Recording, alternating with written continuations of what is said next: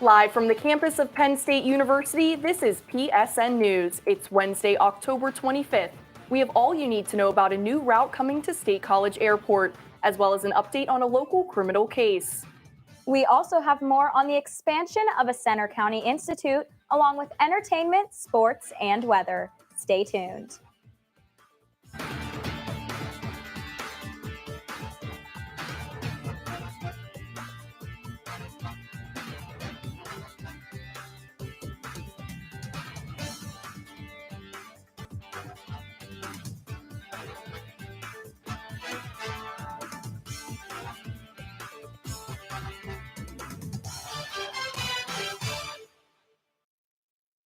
Thanks for joining us tonight. I'm Courtney McGinley. And I'm Marianna Daniele.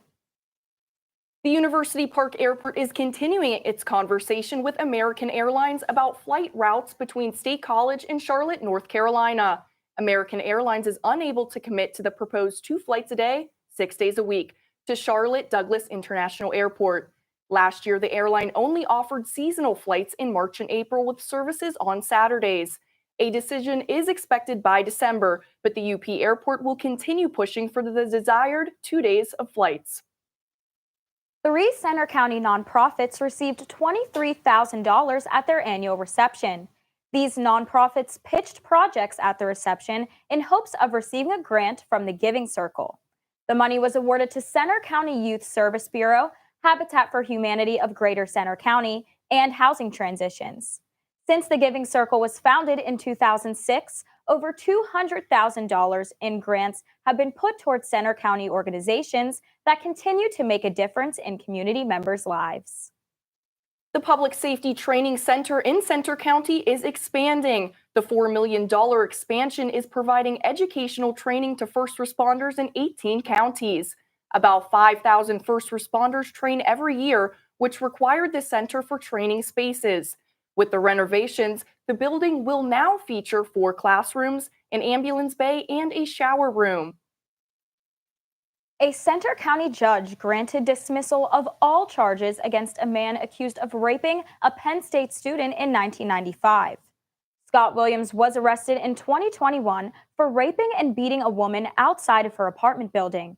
Since the victim was unable to identify her attacker due to brain damage, police relied on DNA evidence to make an arrest. In June 2022, the defense filed a motion to suppress evidence and dismiss charges. A judge has since moved to dismiss these charges. Williams was released after posting a $100,000 bail and will go to trial early next year. State College is yet again starting to experience a spike in temperatures, and summer weather is creeping into October. Tyler Hughes with Campus Weather Service has the latest details. Take a look.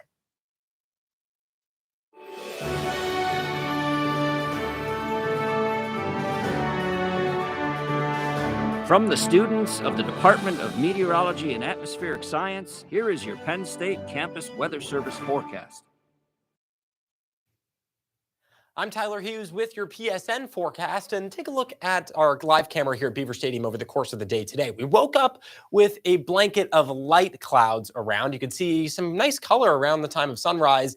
And then as the day moved on, we saw some peaks of blue sky in those clouds, especially earlier on this afternoon. And then later this afternoon, those clouds began to fill in again in some spots. Also, check out the trees down between Jeffrey Field and Beaver Stadium. You can see the fall foliage is just about peaking in some spots, if not just a little bit past peak. So if you haven't been able to get out and do your leaf peeping yet, I think now is the time. Highs in the 70s through Friday. Really a great couple of days in the forecast, and a nice Saturday as well, staying dry for football. And that's the good news as opposed to the last few games we've had in recent memory at Beaver Stadium. A disturbance Sunday, though, that comes with a cold front will cool things down and bring with it our next chance for some significant rainfall. High temperatures today reached into the 70s in State College. 73, we were up to 71 in the capital city as well, 75 in Philly, and 74 in the Steel City. So 70s really across the board in most locations today, and that's certainly above average for what we would expect this time of year. The normal high for today in State College is only 57. The record, though, we did not get close to breaking. The record was 77, and that was set all the way back in the 1960s. So in our future weather for this evening, expect these clouds to continue to thin out. We'll dip things down into the mid-50s tonight, maybe the 40s in some locations in the higher elevations, but I think definitely no risk of a frost like we had earlier this week in some of those higher elevation areas. Tomorrow, same thing. We climb into the upper 70s, maybe just a touch warmer in most locations than we were this time today. And then the clouds will begin to fill in again tomorrow afternoon. That means we'll keep things warm overnight, only dipping down into the middle and upper 50s in most locations. And by the time we wake up Friday morning, some showers will arrive on the doorstep of western Pennsylvania. Do I think they'll make it to us Friday? Not necessarily. We may see a sprinkle or two, but I don't think it'll be a huge disturbance of the day. And I really don't even think you'll need a raincoat heading out in State College on Friday. Our next big disturbance, though, comes Sunday, and you will need a raincoat when you're heading out in State College and really much of Pennsylvania on Sunday. This low pressure system here is going to kick high pressure that's made things nice the past few days off to our east, and you can see the showers arrive Sunday and continue really through Monday. This line of showers here that moves through Monday, that's the cold front that's going to be dropping our high temperatures pretty significantly, and you'll see that in the extended forecast. Notice, though, things clear out into Tuesday, and Tuesday overall looking like a clear but cool day here in State College. So this evening, we dip things down into the low to mid 50s, mostly cloudy skies. I think they will clear as we head into later on and tomorrow as well. Breaks of sun and clouds. A high of 76 tomorrow. We may approach the upper 70s, even close to 80 degrees in some spots in eastern Pennsylvania and really across the state. You see highs approaching 80 in the capital city, Philly as well tomorrow. And I think that'll be the story for much of the day tomorrow. And yes, we do have a football game this weekend as well. You can see kickoff for Indiana. It's another noon game, I know. But the good news is the weather is looking nice. At the tailgates, they'll be in the mid-60s, approaching 70 degrees by kickoff. And then by the fourth quarter, we'll have some increasing clouds ahead of that low pressure, but no rain yet. Things will dip down into the 50s as well. So overall, a pretty nice football game. You can see, though, we're taking a ride on the temperature roller coaster, right? And we hit the big drop on Sunday. Sunday highs will drop into the 60s and then eventually the 50s by the middle of next week. When we take a look at the rest of the 7-day forecast, notice by Tuesday, look at that, a high of 48 to approaching 50 degrees in State College. Wednesday, highs dip down into the middle 40s in most locations. And yes, that means for many of us, another freeze will be on the horizon for the middle of next week. For PSN, I'm student meteorologist Tyler Hughes.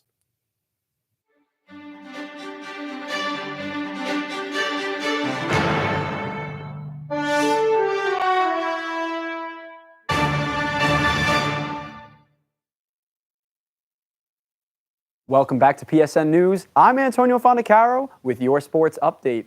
The Ohio State Buckeyes snapped Penn State football's undefeated record last Saturday. The game featured a defensive battle with a few key plays deciding the game. The Penn State offense was not pretty. The Nittany Lions were outgained in total yards, passing yards, rushing yards, and yards per play. They also struggled mightily on third down, converting only once out of the 16 chances the team had. Defensively, the Nittany Lions pass rush was able to keep McCord in check, but a key holding error let a potentially game-changing touchdown on defense get overturned. The Nittany Lions will have to go back to the drawing board for their bounce-back game against the Indiana Hoosiers. Penn State men's soccer is riding high after routing Michigan 4-0 on Monday. This was a team effort by the Nittany Lions, outshooting Michigan 15-6.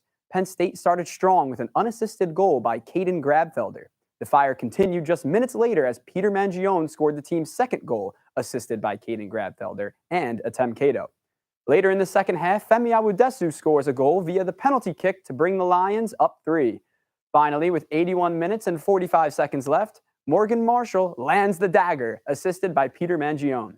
The Nittany Lions are currently facing Detroit Mercy at Jeffrey Field as we speak. Winter sports are starting up in University Park, and reporter Anna LaCastro got the chance to check out one of Penn State's most prominent teams this weekend. Anna? Thanks, Antonio. Last week, I had the chance to attend Penn State men's hockey home opener series at Pegula Ice Arena, where both games were action-packed. Let's take a look. Over the weekend, Penn State men's hockey played their home opener series against American International College. After the team secured 3 victories on the road, students and fans at Pegula Ice Arena were buzzing with anticipation as the Nittany Lions took the ice on Friday night. Game 1 of the series began with a scoreless first period before Penn State junior Ryan Kerwin was able to put one away on an odd man rush in the beginning of the second. Just 2 minutes later, the Yellow Jackets found the equalizer with a shot which deflected off Jordan Biro, who was tripped at the top of the crease. The Yellow Jackets ended up taking the lead in the second period with a power play goal by Josh Barnes. Early in the third, Penn State evened the score with a power play goal of their own by freshman Aiden Fink, the first goal of his collegiate career. It was pretty surreal. Obviously, being in front of those fans, hearing how loud it was, it was very cool. With 5 minutes remaining in regulation, the Nittany Lions took the lead thanks to a goal by grad student Tanner Palisic. We're back at Pagula Ice Arena, where last night Penn State defeated AIC 3-2 with goals by Ryan Kerwin, Aiden Fink, and Tanner Palisic. Now both teams are preparing to take the ice for the second game of the series. Game 2 of the series told another comeback story for Penn State, but a different ending. AIC opened the scoring on an early power play, giving them the 1-0 edge early in the first. Penn State evened the score on a wrist shot by junior Simon Mack to tie it up, but the Yellow Jackets pulled ahead with a pair of goals less than 3 minutes apart and later pushed their lead to 4-1 with a top-shelf goal by Alexander Malinowski. Despite being at a 3-goal deficit, the Nittany Lions refused to go down without a fight. The team put up 3 unanswered goals across the second and third periods.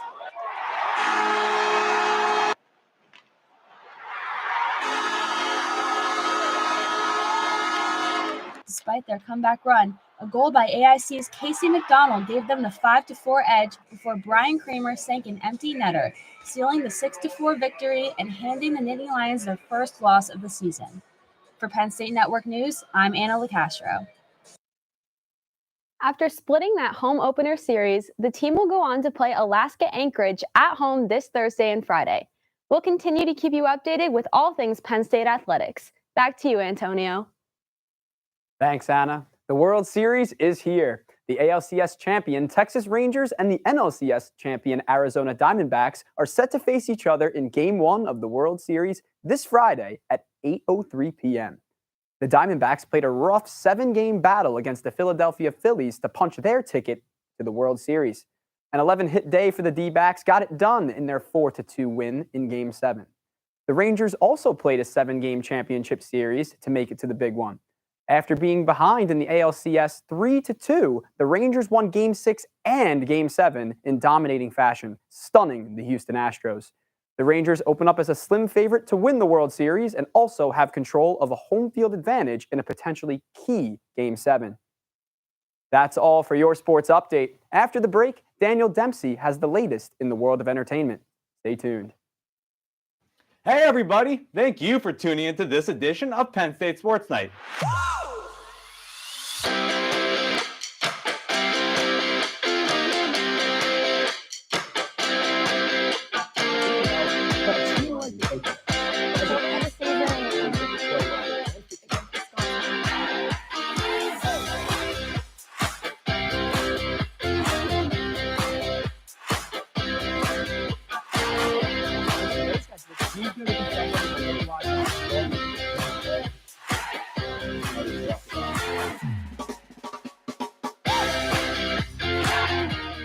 For all of us here at the Belisari Media Center, we are Penn State Sports Night.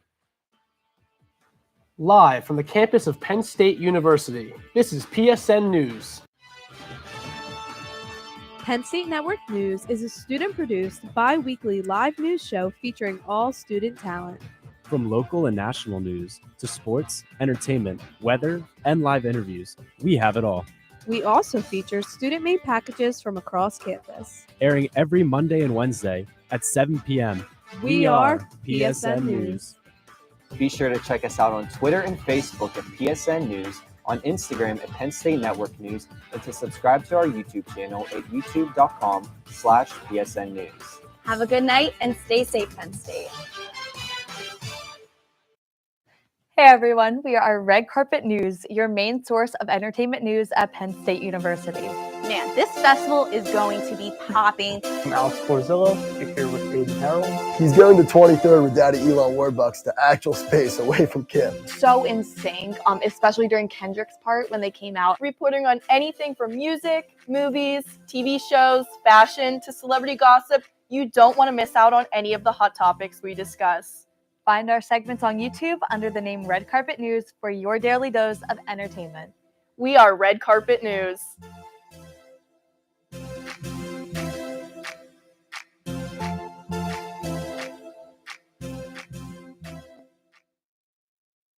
Welcome back to PSN News. I'm Danielle Dempsey with your entertainment update. Penn State Center Stage is currently presenting the Tony Award-winning show Natasha Pierre and the Great Comet of 1812. It's a musical adaptation of the novel War and Peace. The show is unique because it combines different music styles from Russian folk music to EDM and is completely sung. Cast members also play instruments like the piano, guitar, violin, and accordion. Students can catch this electro-pop opera at the Playhouse Theater until October 29th. Center County Region Parks and Recreation is holding its 75th annual Halloween costume parade this Sunday, October 29th. The parade will kick off in downtown State College on Fraser Street, led by the State College High School Marching Band. The parade will end at the State College High School's Memorial Field for costume judging. With over 10 different costume categories, many lucky winners have the opportunity to win candy and even cash prizes.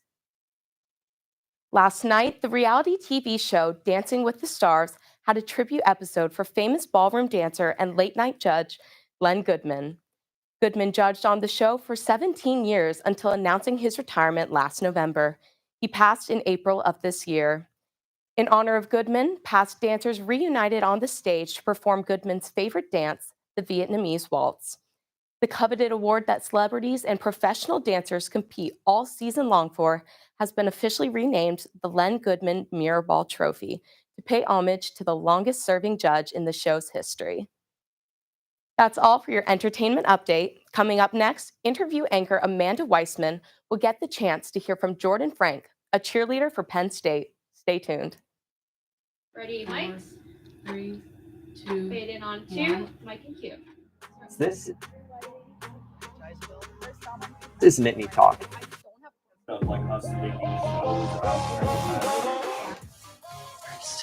I would say spring. Slow down. When he knew that, how do you say I know. she continues to hold her values and everything though, and I think that that's really important. So yeah, and self-care Saturday. And you lose a lot of sleep. Yes, agreed. Yeah.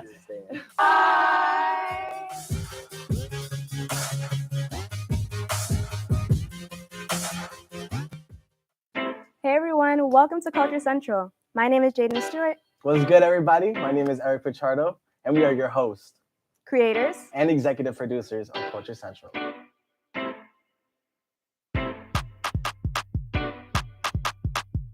Is this Whitney Houston?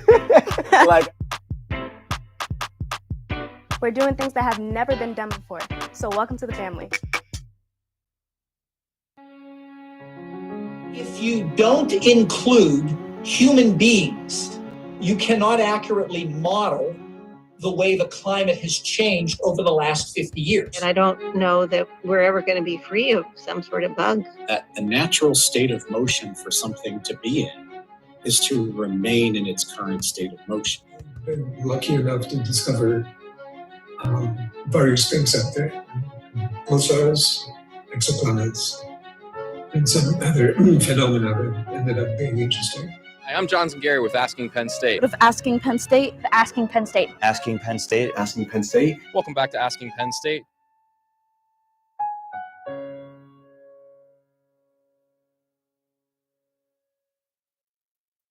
Welcome back to PSN News. I'm Amanda Weissman, and with me tonight is Jordan Frank, a cheerleader at Penn State. Thank you so much for coming in tonight. Yeah, thanks for having me. So I think the first question is kind of how did you get involved with Penn State cheerleading? long story short, I met a guy that's not like one of my best friends in one of my classes last year, and I was like kind of trying to search for something to do at Penn State. He was like, "Yo, you should really do the cheer." Oh, he was a cheerleader, by the way. Okay, yeah. And he was like, "Yeah, you should really join the team." And I was like, "Okay, yeah, cool, cool, cool." But yeah, no, he brought me to a few practices. Like after my first practice, I like fell in love with the sport. I went to like a few more practices. Fast forward, started talking to the coaches, and I actually got like recruited early Oh, wow. of last year. So yeah. So since you just like got involved with it during college, like has there been any other sport that was similar to it that kind of made you be like, yeah, I want to take him up on this offer? No, cheer is very unique, and to any, I've basically done every single sport known to man, like through childhood and whatnot. But no, cheer is completely different to what I've like ever done. I've danced as a kid, so it's kind of Okay, similar. yeah. Yeah. But other than that, yeah, no, cheer is its own thing, but I love it. Super Yeah, fun. wait. So what's that like cheering in Beaver Stadium? Like, what's that like? Incredible. It's so loud. That's like the first word that comes to my mind is just it's so loud. But yeah, I don't know if you would have told me I was cheering for 107,000 people every Saturday, I'd think you were crazy. But yeah, it's insane. I love it. Yeah, and kind of like the bigger picture of that too. What's it like being part of like a Penn State sports team, like one of the biggest like colleges with such amazing sports? Yeah, I mean, it comes with its pros and cons. I mean, you have to remember like you're always being watched as a Penn State athlete. Yeah. Whether like whatever like your following count is on like social media or whatever, like someone's always watching you, and kind of waiting for you to mess up at times. So, but no, other than that, I mean, it's great. It's the opportunities that come along with it are insane. We might get to cheer at Madison Square Garden. Oh wow. Come December. So yeah, it's like it's insane. Oh wait, that is really cool. Yeah. Okay, wow.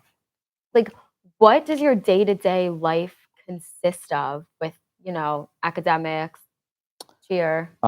Yeah. So obviously wake up, shower, get a good breakfast in, or I try to at least like a smoothie of some sort and some sort of like muffin or something of the sort. Yeah. Yep, class after that. Try to eat again, feel my body for practice. Go to practice, I work, so I'll sprinkle work in between there. After work, I get a workout in after that, hit some homework, and then go to bed and repeat. How do you manage to do all that and be sitting here right now and not asleep in bed? Something that I really found like helpful for me this year was a planner. Okay. So I quite literally plan every single thing down to almost the hour, day by day at the very beginning of my week. So like I'll just sit down for like 30 minutes to like 45 minutes and literally just write everything down that I have. Now I live by it so much that if it's not on my planner, it's probably not going to happen, which is not great, but yeah, planner. Yeah, so I know people are probably like me where I get super overwhelmed. So with all of this that you have going on, how do you kind of combat like that overwhelming feeling? Like what advice would you have? Remember to take care of yourself. I mean, at the end of the day, we're all human. We're all students. We're all going through whatever we're going through at that time. So like if you can't get that assignment done, it's not the end of the world. Yeah. Like take some time for yourself. Yeah, no, self-care. Just watch what you're eating, you're consuming like mentally, social media, whatever. Just try not to be like too distracted. But yeah, self-care. Do you guys do anything with the team, like maybe like wellness type of things or mental health? Oh yeah, for Yeah, sure. what are some of those? We have a trainer. Shout out Nick. Nick keeps us not on a strict like regimen or anything like that, but he gives us suggestions on like what we should eat, what we should be doing before bed, what we should do like after we get up. Yeah, it gives us advice on literally everything and anything that we need. Yeah, no, shout out Nick. Nick, you're great. Wait, no, but that's really cool. Yeah. Can you share any of those tips or are they like confidential? No. Something that really sticks out to me that he always talks about is like using your phone before and after, or before you go to bed and after you wake up. He shuts off like his phone like an hour and a half before going to bed and doesn't get on his phone until like an hour and a half like after he's like fully awake and ready. And yeah, that like boggles my mind because like I use my phone for everything. Alarm clock, I use my phone.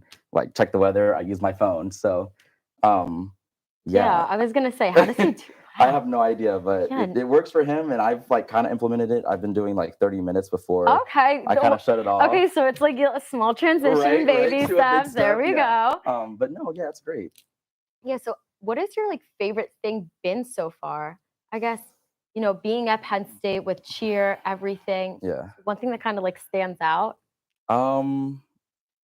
We kind of touched on it a little bit, but I'd say the opportunities that we get. the opportunities. Yeah, there are so many cool opportunities and things that we get to do that just I would never think Yeah. that I would ever be able to do, especially as a student. Whether it's like television or like appearances or literally and like just talking to like the community. Yeah, it's Opens a lot of doors yeah, almost. it's just like you're just like so grateful to be in the position that you're always in. I was gonna say, yeah, definitely seems like that. So I don't blame you for that.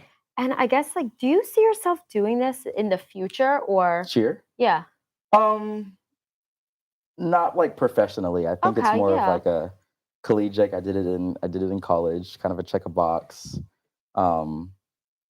But no, there are some things that we're looking at that I don't know if I could talk about yet. But Okay, it's like mysterious. like Okay, post college, that there we it should go. be cool. There we go. Yeah. I don't know. Is there anything that you would any advice you would give to someone maybe incoming that wants to try a sport? Yeah. The biggest thing I'd say is stay focused. I always say motivation is different than discipline, and being disciplined will take you so much farther than just being motivated. So whenever like when all your friends are out at the bars or they're doing whatever, like focus, keep the course, stay on track, do your thing. An awesome answer. Okay, Yeah. I like that. I'm going to implement that for myself. There we go. Well, thank you so much for coming in tonight and telling us more about your experience Of course. cheering at Penn State. Now, stick around because coming up next, Courtney and Marianna will have the latest news from across the nation. Hey, everybody. Thank you for tuning into this edition of Penn State Sports Night.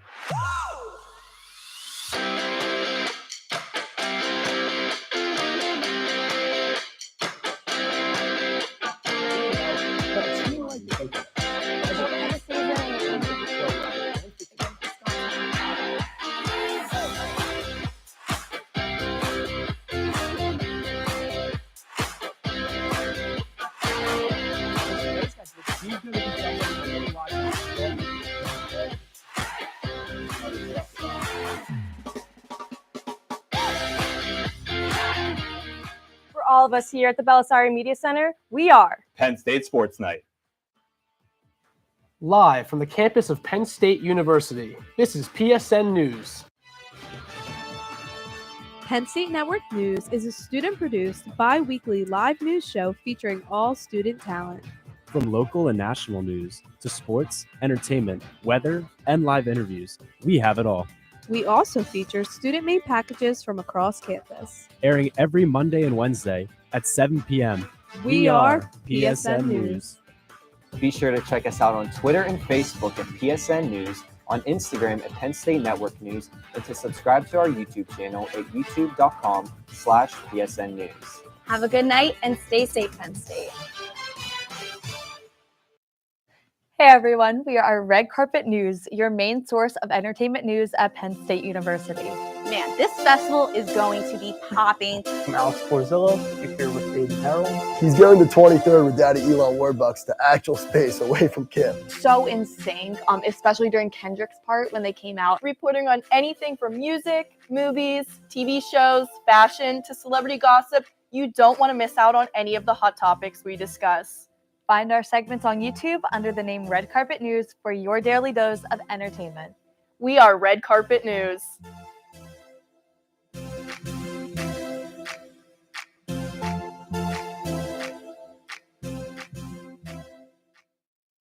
A statewide alert has issued in Tennessee as the manhunt continues for a man who shot 2 police officers outside of a Dollar General store 20 miles from Nashville.